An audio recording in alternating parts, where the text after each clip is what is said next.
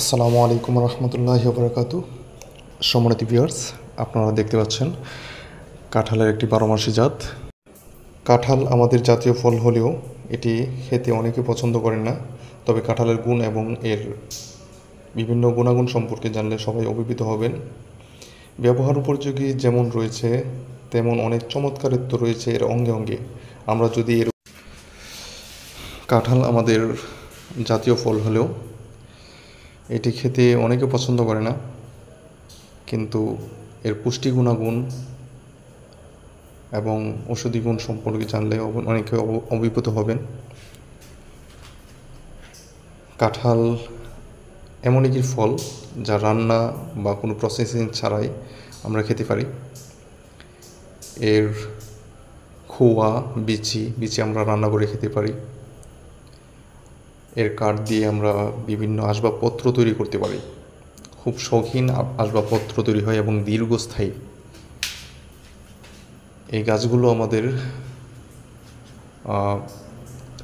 ছায়া প্রদান করে, প্লাস হচ্ছে এই গাছের প্রত্যেকটি অংশে আমাদের কাজে লাগে।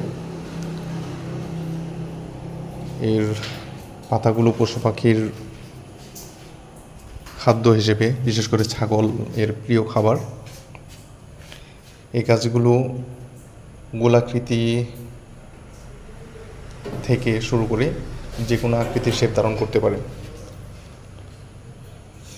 তবে বর্তমান সময়ে 12 মাসে কিছু জাত আছে। এই জাতগুলো কলমের গাছ যদি রোপণ করেন আপনারা, তাহলে আশা করি বছর তিনেকের মধ্যে আপনারা ছোট গাছেই ফল পাবেন। এর মধ্যে রয়েছে 12 মাসে পিঙ্ক কাঁঠাল, লাল কাঁঠাল,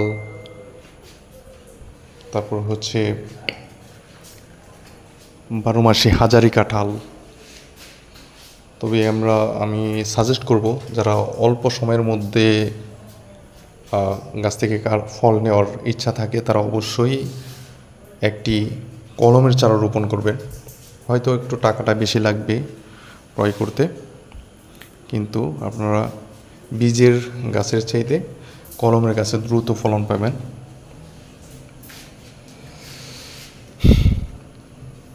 কলমের গাছ রোপণ করলে এরকম ছোট্ট গাছে নিচ থেকেই কাঁঠাল দেওয়া শুরু হবে। আর টুকটাক 12 মাসি জাত যদি রোপণ করতে পারেন, তাহলে টুকটাক 12 মাসি কিছু না কিছু ফল আপনারা পাবেন। কাঁঠাল আমাদের বাংলাদেশ, ভারতীয় উপমহাদেশ সহ বেশ কিছু এলাকায়